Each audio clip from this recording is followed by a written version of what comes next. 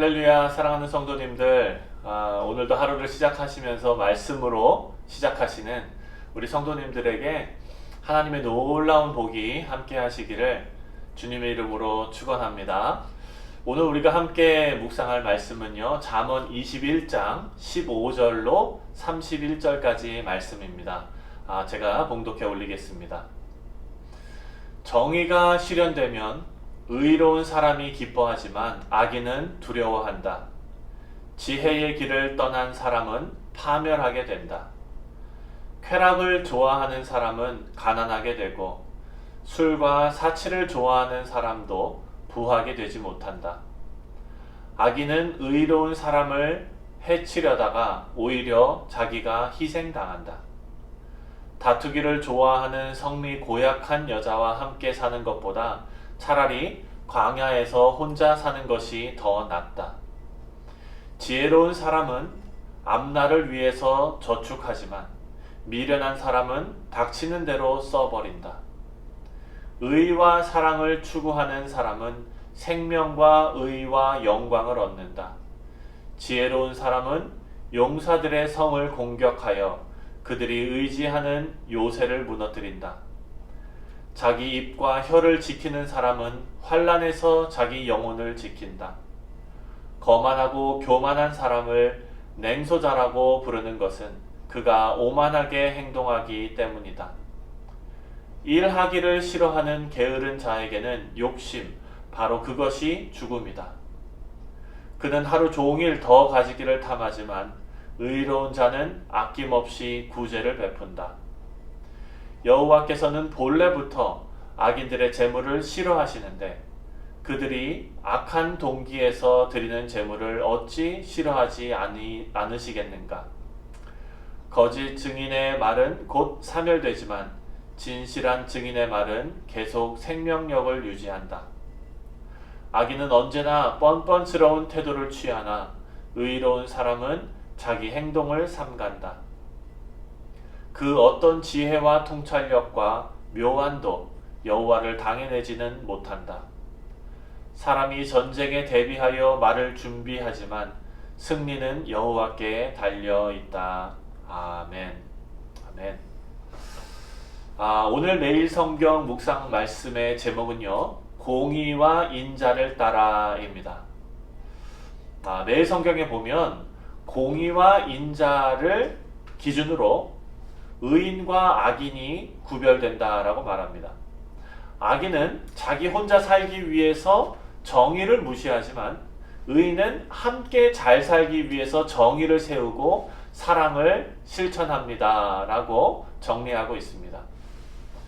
15절에 보니까요, 정의를 행하는 것이 의인에게는 즐거움이라고 말하고 있습니다. 어떤 것을 이해하지 못할 때 우리는 답답함을 느낍니다. 아무리 가르쳐주고 싶어도 이해하지 못하는 경우가 있습니다. 그 중에 하나가 내가 정말 좋아하는 음식을 다른 사람도 좀 좋아했으면 좋겠다라는 마음입니다. 저희는요, 김치 청국장을 한번 끓여 먹은 적이 있습니다. 그거 한번 끓여 먹으면요, 온 집이 청국장 냄새로 가득 찹니다. 그래서 우리 밑에 집, 우리 아랫집의 할머니가 플로리다로 이렇게 1년에 한 6개월씩 가시거든요. 네. 그렇게 밑에 아무도 없을 때만 우리가 끓여 먹습니다. 우리는 청국장의 맛을 압니다.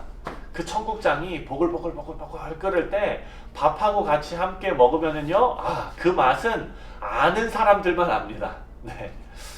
이 청국장을 경험하지 못하고 알지도 못하는 사람은요, 아마 그 냄새에 경악을 할 겁니다. 마찬가지로 여러분, 정의를 행하는 것이 당연하고 또 그것이 즐거운 그런 의인을 세상은 이해하지 못합니다. 세상은 이렇게 말하죠. 그렇게 사는 게 좋다고? 그렇게 바보처럼 손해보고 사는 게 좋다고? 즐겁다고? 여러분, 이것이 복음입니다.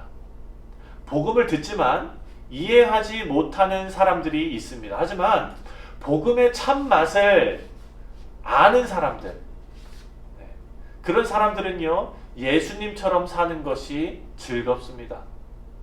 바르고 성실하게 사는 것이 또 즐겁습니다. 이것이 성도가 누리는 신앙의 즐거움입니다.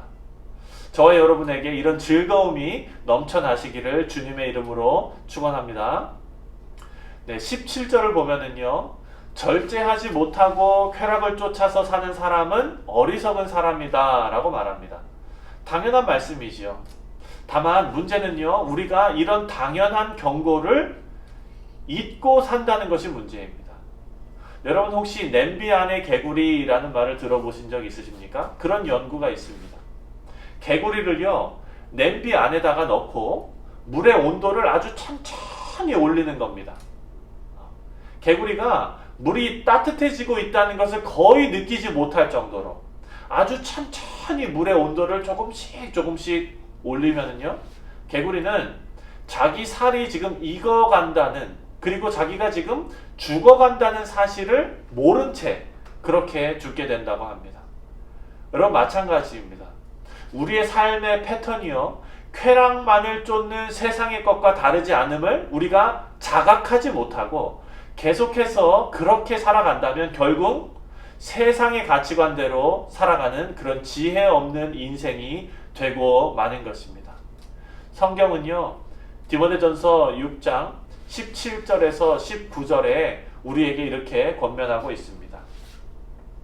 내가 이 세대에서 부한 자들을 명하여 마음을 높이지 말고 정함이 없는 재물에 소망을 두지 말고 오직 우리에게 모든 것을 후히 주사 누리게 하시는 하나님께 두며 선을 행하고 선한 사업을 많이 하고 나누어 주기를 좋아하며 너그러운 자가 되게 하라.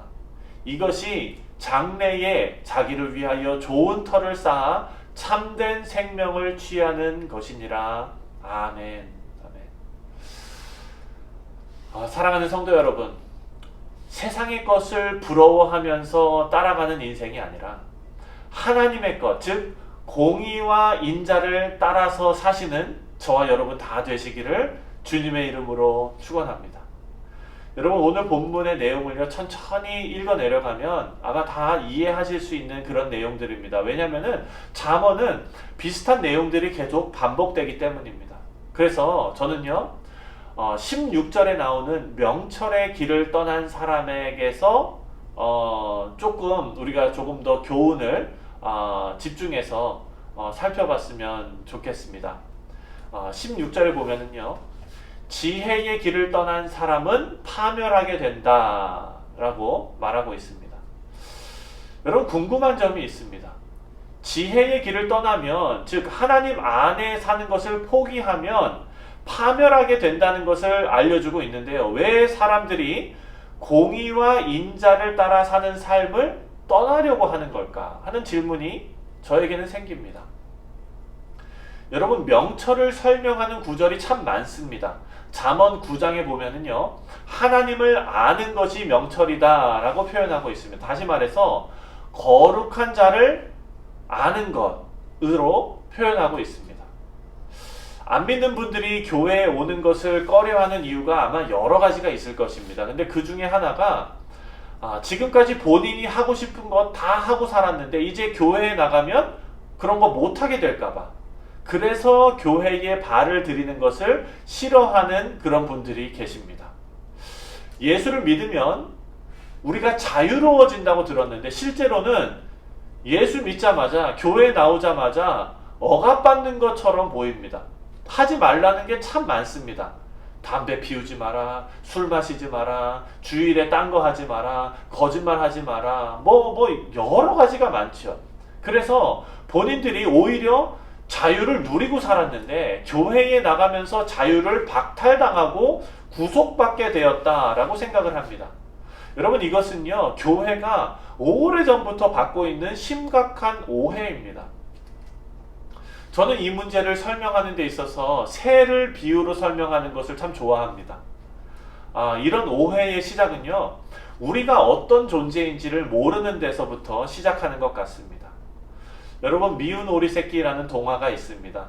본인이 백조인 것을 모르고 오리 틈에 끼어 살았는데 알고 보니 하늘을 훨훨 날 수 있는 아름다운 백조였다는 이야기입니다. 마찬가지로 저와 여러분은 새와 같은 존재로 태어났습니다. 우리는 원래 하나님의 공의와 인자하심을 따라서 자유롭게 하늘을 날 수 있도록 지어진 그런 존재들입니다. 하지만 우리는요, 그런 자유를 버리고 땅에서만 살고 있습니다. 그리고 이 땅에 있는 것이 전부인 양 땅에서 사는 삶에 너무나 편해져 있습니다. 그저 이 땅에서 직장 생활하고 이 땅에서 그냥 사회생활을 하면서 이 땅에서 나는 거 먹고 그냥 이 땅에서의 삶이 그냥 편하고 좋은 거예요. 하지만 여러분, 복음이 깨달아진 사람은요, 인생이 달라집니다. 믿음의 날개를 사용해서 하늘로 날아오르는 겁니다. 지금까지 경험하지 못한 그런 자유를 복음 안에서, 하나님의 말씀 안에서 그런 자유를 경험하게 됩니다. 죄에 꽁꽁 묶였던 날개가 풀리게 되는 것입니다. 죄의 권세가 우리를 묶고 있었는데 그 권세가 끊어지면서 우리는 자유를 누리게 되는 것입니다. 참된 자유는요, 우리가 어떤 존재인지를 깨닫는 데부터 시작을 합니다. 명철의 길을 떠난 사람들, 다시 말해서 하나님의 공의와 인자를 따라서 사는 것이 아니라 세상의 쾌락을 쫓아서 사는 사람들은요, 16절 말씀대로 사망의 회중에 거하게 됩니다. 반대로 내가 누구인지를 깨닫고 복음 안에서 내가 어떤 존재인지를 깨닫고 하나님 안에서 하나님의 지혜를 따라서 사는 사람들은요, 영광을 얻게 될 줄 믿으시기 바랍니다. 21절 말씀에 보면은요, 공의와 인자를 따라서 구하는 자는 생명과 공의와 영광을 얻느니라 라고 말씀하고 있습니다. 사랑하는 성도 여러분, 우리는요, 하나님께서 하나님의 자녀로 부르신 그런 존귀한 존재입니다. 우리는 세상의 것으로 우리의 배를 채우지 말아야 합니다. 우리는 하늘의 것을 소망하면서 믿음으로 하늘을 자유롭게 날아야 합니다. 하늘을 자유롭게 난다는 것은요, 하나님의 마음에 합한 자의 삶을 사는 것입니다. 우리가 본래 지어진 목적대로 하나님을 영화롭게 하는 인생을 사는 것이 참된 자유를 누리는 삶인 줄 믿으시기 바랍니다. 하나님을 섬기는 것이 우리에게 짐이 되는 것이 아니라, 우리의 자유를 억압하는 것이 아니라 우리의 힘이 됨을 믿으시기 바랍니다. 사랑하는 성도 여러분, 오늘 하루도 문득 드는 그런 불신앙의 생각들을 말씀으로 떨쳐내시고 우리의 마음을 잘 단련하여서 하나님의 공의와 인자를 따라 사시는 저와 여러분 다 되시기를 주님의 이름으로 축원합니다. 우리 한번 기도하시겠습니다. 하나님, 하나님의 공의와 하나님의 인자하심을 따라 사는 거룩한 삶을 사는 귀한 성도들 다 될 수 있기를 간절히 소원합니다. 하나님, 우리 인생에 하나님께서 은혜를 베풀어 주셔서 하나님의 자녀가 되는 권세를 우리에게 허락하셨습니다. 그리고 우리는 이제 죄의 굴레에서 벗어나 자유로운 하나님의 백성이 되었음을 고백합니다. 하나님, 이것은 우리의 자유를 구속하는 것이 아니라 참된 자유가 우리에게 주어졌음이 믿어지게 하여 주시옵소서. 또한 오늘 하루 우리의 마음을 잘 단련하여 하나님의 마음을 흡족해 하는 귀한 삶 살아낼 수 있도록 은혜 베풀어 주시옵소서. 우리 사랑하는 성도들의 삶을 하나님께서 지켜주시고 저들의 건강을 지켜주시고 저들의 사업에 복을 내려주시며 저들의 학업과 함께하여 주셔서 하나님과 함께하며 하나님과 동행하는 자가 누리는 귀한 복을 다 누릴 수 있도록 역사하여 주시옵소서. 감사드리며 주 예수 그리스도 이름으로 간절히 기도합니다. 아멘.